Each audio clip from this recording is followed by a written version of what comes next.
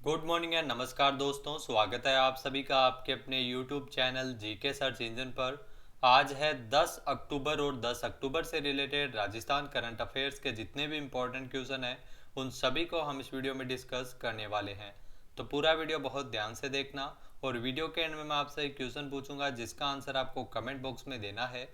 कल के वीडियो में मैंने आपसे एक क्वेश्चन पूछा था जो था हाल ही में राजस्थान राज्य कृषक ऋण राहत योजना आयोग का अध्यक्ष किसे मनोनीत किया गया है। तो इसका अध्यक्ष मनोनीत किया गया है प्रकाश चंद गुप्ता को। ए ऑप्शन इसका बिल्कुल सही था। जिन दोस्तों ने ए ऑप्शन कमेंट बॉक्स में सही जवाब दिया था उनको हार्दिक शुभकामनाएं।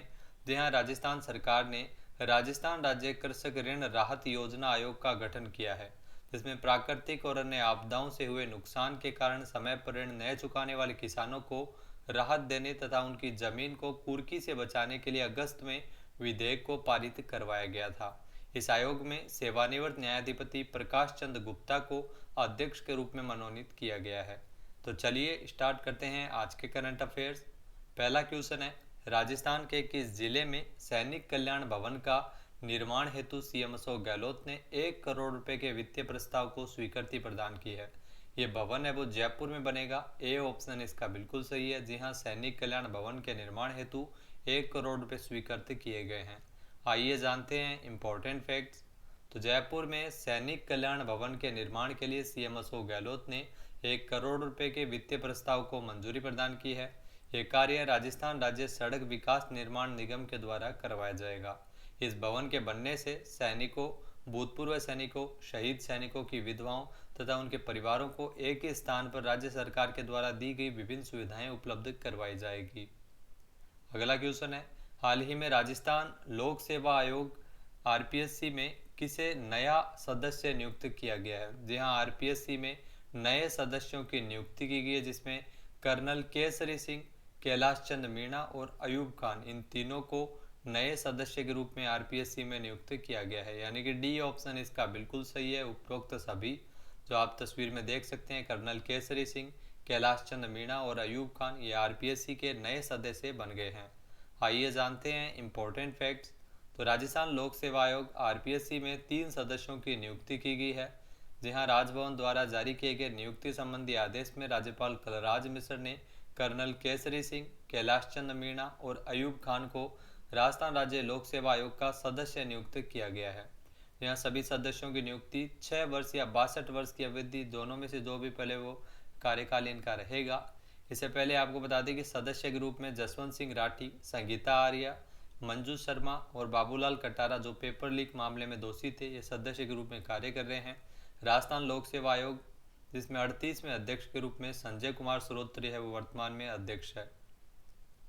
नेक्स्ट है, हाल ही में राजस्थान के युवाओं को आवास और भोजन व्यवस्था की वैकल्पिक सुविधा के लिए नेहरू यूथ ट्रांजिट हॉस्टल एवं फैसिलिटेशन सेंटर का शुभारंभ कहाँ किया गया है।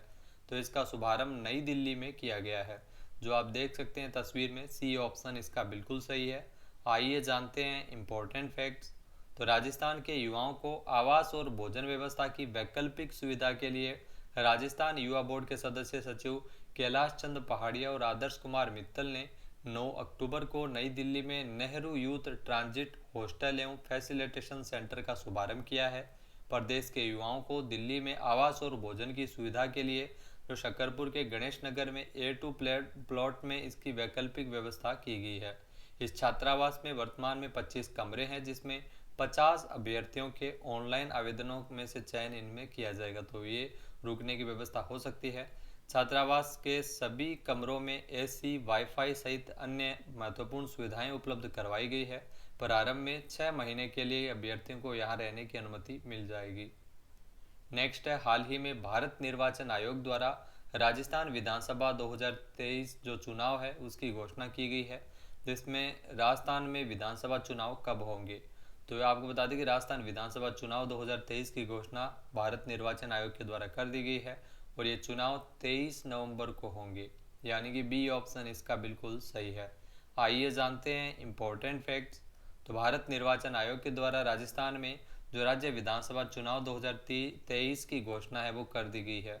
यहाँ चुनाव कार्यक्रम के अनुसार प्रदेश की सभी 200 सीटों के लिए 23 नवंबर को मतदान होंगे और 3 दिसंबर को मतगणना होगी। राज्य में कुल 5 करोड़ 27 लाख से अधिक मतदाता अपने मताधिकार का प्रयोग करेंगे। साथ ही साथ चुनाव घोषणा के साथ ही जो आदर्श आचार संहिता भी तत्काल प्रभाव से लागू हो गई है। जी हाँ, 9 अक्टूबर से आचार संहिता वो लागू हुई है दोपहर 12 बजे से। चुनाव प्रक्रिया के तहत 30 अक्टूबर को अधिसूचना जारी होने के साथ ही नामांकन दाखिल करने का काम भी शुरू हो जाएगा और राज्य में 6 नवंबर तक नामांकन दाखिल किए जा सकेंगे। इसके अलावा प्रदेश में पहली बार जो पात्र मतदाताओं को होम वोटिंग की सुविधा मिलेगी। जी हाँ, 40% से अधिक दिव्यांगता वाले जो वोटर्स है उनको और बुजुर्गों को यह सुविधा दी गई है। पहली बार 50% से ज़्यादा मतदान केंद्रों पर लाइव वेबकास्टिंग भी की जाएगी। नेक्स्ट है, हाल ही में राजस्थान कर्मचारी सेवा चयन बोर्ड में कितने नए सदस्यों की नियुक्ति की गई है। राजस्थान कर्मचारी चयन बोर्ड में हाल ही में दो सदस्यों की नियुक्ति की गई है। बी ऑप्शन इसका बिल्कुल सही है। आइए जानते हैं इम्पोर्टेंट फैक्ट्स। तो राजस्थान कर्मचारी सेवा चयन बोर्ड में 2 नए सदस्यों की नियुक्ति की गई है। यहाँ डॉक्टर सज्जन पोसवाल और डॉक्टर रिपुंजया सिंह को कर्मचारी चयन आयोग में सदस्य बनाया गया है। कार्मिक विभाग ने इन नियुक्तियों के आदेश है वो जारी किए हैं। राजस्थान कर्मचारी चयन बोर्ड के जो नए अध्यक्ष भी बनाए गए थे मेजर आलोक राज। नेक्स्ट है, राजस्थान में वीर तेजाजी कल्याण बोर्ड में अध्यक्ष के रूप में किसे नियुक्त किया गया है। तो राजस्थान में वीर तेजाजी कल्याण बोर्ड जिसमें अध्यक्ष के रूप में रिचपाल सिंह मिर्धा की नियुक्ति की गई है। सी ऑप्शन इसका बिल्कुल सही है। आइए जानते हैं इम्पोर्टेंट फैक्ट्स। तो वीर तेजाजी कल्याण बोर्ड में अध्यक्ष, उपाध्यक्ष और 7 सदस्यों की नियुक्ति है वो राजस्थान सरकार के द्वारा आचार संहिता लगने से पहले की गई थी, जिसमें वरिष्ठ कांग्रेस नेता और डेगाना विधायक विजयपाल मिर्धा के पिता रिचपाल सिंह मिर्धा को वीर तेजाजी कल्याण बोर्ड का अध्यक्ष और सीकर के दिनेश कसवा को उपाध्यक्ष बनाया गया है। बोर्ड में नागौर के रिद्धकरण लोमरोड, जोधपुर के राजूराम चौधरी, सुरसुरा के रतनलाल गासल और फलौदी के मोहन गोदारा, सीकर के विजेंद्र पूनिया, राजकुमार और कालूराम जाट को सदस्य बनाया गया है। इसमें एक अध्यक्ष होते हैं वीर तेजाजी कल्याण बोर्ड जिसमें एक अध्यक्ष, 2 उपाध्यक्ष और 7 इसमें सदस्य शामिल हैं। इनका जो मनोनयन है वो राज्य सरकार के द्वारा किया जाता है। वीर तेजाजी कल्याण बोर्ड 2 मार्च को बनाया गया था। नेक्स्ट है, मुख्यमंत्री अशोक गहलोत ने प्रदेश के आंगनबाड़ी केंद्रों में बच्चों के लिए यूनिफॉर्म खरीद के लिए कितने करोड़ रुपए के अतिरिक्त बजट के प्रावधान को स्वीकृति प्रदान की है। तो इसके लिए 125.80 करोड़ रुपए का अतिरिक्त बजट है वो रखा गया था। सी ऑप्शन इसका बिल्कुल सही है। आइए जानते हैं इम्पोर्टेंट फैक्ट्स। तो राजस्थान के मुख्यमंत्री अशोक गहलोत ने प्रदेश में आंगनबाड़ी केंद्रों में बच्चों के लिए यूनिफॉर्म खरीद के लिए 125.80 करोड़ रुपए के अतिरिक्त प्रावधान को स्वीकृति प्रदान की है। इस स्वीकृति से आंगनबाड़ी केंद्रों में जिसमें 3 से 6 साल की आयु के बच्चों को यूनिफॉर्म उपलब्ध हो सकेगी। यहाँ बच्चों को रेडीमेड यूनिफॉर्म जिसमें 2 टी-शर्ट और 2 पैंट उपलब्ध करवाए जाएंगे। राज्य में 62,000 से अधिक आंगनबाड़ी केंद्र संचालित है और इनके लिए लगभग 16.89 लाख बच्चों को यूनिफॉर्म उपलब्ध करवाई जा रही है और इसके संबंध में हाल ही में ई बिड जारी करते हुए क्रय प्रक्रिया शुरू की जा चुकी है। नेक्स्ट है, मुख्यमंत्री अशोक गहलोत ने राजस्थान के कितने शहरों में ग्रीन लंग्स वन क्षेत्र विकसित करने हेतु 19 करोड़ रुपए के वित्तीय प्रस्ताव को स्वीकृति प्रदान की है। यहाँ 13 शहरों में इसे विकसित किया जाएगा। ए ऑप्शन इसका बिल्कुल सही है। आइए जानते हैं इम्पोर्टेंट फैक्ट्स। तो राजस्थान के मुख्यमंत्री अशोक गहलोत ने राज्य में 13 शहरों में ग्रीन लंग्स यानी वन क्षेत्र विकसित करने हेतु 19 करोड़ रुपए के वित्तीय प्रस्ताव को स्वीकार किया है। इससे इन शहरों के आसपास वन क्षेत्रों का विकास किया जाएगा। इस प्रस्ताव के अनुसार अलवर के मुंगस्का, चूरू के राजगढ़, चित्तौड़गढ़ के मंगलवाड़ और राजसमंद के नाथद्वारा और गणेश टेकरी और उदयपुर के रिसाला में 2-2 करोड़ रुपए की लागत से वन क्षेत्रों का विकास किया जाएगा। इसी प्रकार जो बारां के खेरखेड़ी, बांसवाड़ा के श्यामपुरा और चित्तौड़गढ़ के किला ब्लॉक और दौसा के नीलकंठ महादेव, जयपुर के कानोता बांध और राजसमंद के बांदरिया, मगरा एवं टोंक के कच्चा बांध क्षेत्र में 1-1 करोड़ रुपए की लागत से वन क्षेत्रों का विकास करते हुए इन्हें आम जन के लिए खोला जाएगा।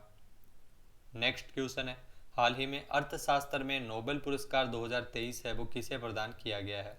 तो यहाँ अर्थशास्त्र का जो नोबेल पुरस्कार 2023 है ये मिला है क्लाउडिया गोल्डिन को, जो आप तस्वीर में देख रही है।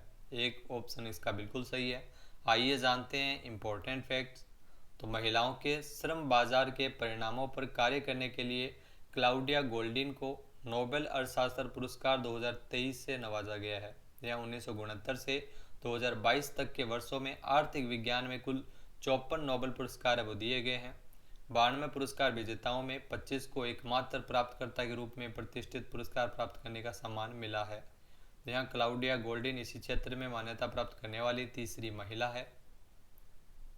नेक्स्ट है, भारत का कौन सा शहर नवंबर 2023 में राष्ट्रीय तीरंदाजी चैंपियनशिप की मेज़बानी करने वाला है? यह इंपॉर्टेंट क्वेश्चन है। अयोध्या में नवंबर 2023 में राष्ट्रीय तीरंदाजी चैंपियनशिप की मेज़बानी की जाएगी। बी ऑप्शन इसका बिल्कुल सही है। आइए जानते हैं इंपॉर्टेंट फैक्ट्स। तो नवंबर 2023 में अयोध्या वो राष्ट्रीय तीरंदाजी चैंपियनशिप की मेज़बानी करेगा। सीनियर नेशनल तीरंदाजी चैंपियनशिप जो 25 से लेकर 30 नवंबर तक उत्तर प्रदेश के अयोध्या में आयोजित होगी। चैंपियनशिप में भारतीय रिकर्व और कंपाउंड राउंड के तहत व्यक्तिगत टीम और मिश्रित टीम स्पर्धाएं इसमें शामिल होंगी। प्रतियोगिता का जो उद्घाटन है वो 25 नवंबर को मुख्यमंत्री योगी आदित्यनाथ करेंगे अयोध्या में। इसके अलावा समापन समारोह में केंद्रीय खेल मंत्री अनुराग ठाकुर शामिल होंगे। अब बात करते हैं आज के हमारे क्विज के, जिसका आंसर आपको कमेंट बॉक्स में देना है। तो आज का क्विज है, हाल ही में राजस्थान के किस विभाग ने दस्तावेजों के हस्तांतरण के लिए ऑटो डीड जनरेशन सिस्टम विकसित किया है? एक बार फिर से सुनेगा, राजस्थान के किस विभाग ने दस्तावेजों के हस्तांतरण के लिए ऑटो डीड जनरेशन सिस्टम विकसित किया है? इसका सही आंसर आपको कमेंट बॉक्स में देना है। और अगर ये वीडियो आपको पसंद आए तो इसे लाइक और शेयर करना बिल्कुल ना भूलिएगा। चैनल पर नए हैं, सब्सक्राइब नहीं किया है तो अभी सब्सक्राइब बटन पर क्लिक करें। इस वीडियो की जो पीडीएफ फाइल है वो आप वीडियो के डिस्क्रिप्शन बॉक्स से डाउनलोड कर सकते हैं और इस क्वेश्चन का आंसर आप वोट करके भी कर सकते हैं। दोस्तों, जैसा कि आप सभी को पता है, चुनाव है वो नज़दीक है, चुनाव की घोषणा हो चुकी है, आचार संहिता लग चुकी है। करंट अफेयर्स ज़्यादा उतने बनेंगे नहीं, तो हम करंट अफेयर्स के लिए रिवीजन का प्रयास ज़रूर करेंगे। जी हाँ, जितने क्वेश्चन बनते हैं उनको हम शामिल करेंगे, चाहे वो स्पोर्ट्स के हो चाहे अलग जो क्वेश्चन हो। इसके अलावा जो जिला से संबंधित भी क्वेश्चन है जो करंट से रिलेट करते हुए, वो भी हम आपके लिए इसी में शामिल करेंगे। इसके अलावा जो पिछले करंट अफेयर्स इंपॉर्टेंट क्वेश्चन है जो एग्जाम में पूछे जा सकते हैं उनको भी हम शामिल करेंगे। तो क्लास कंटिन्यू रहने वाली है, क्लास में किसी भी प्रकार का कोई भी परिवर्तन नहीं होगा। हाँ, इतना ज़रूर है कि करंट अफेयर्स में आपको कुछ ओल्ड क्वेश्चन देखने को मिल सकते हैं। जय हिंद, जय भारत, जय राजस्थान।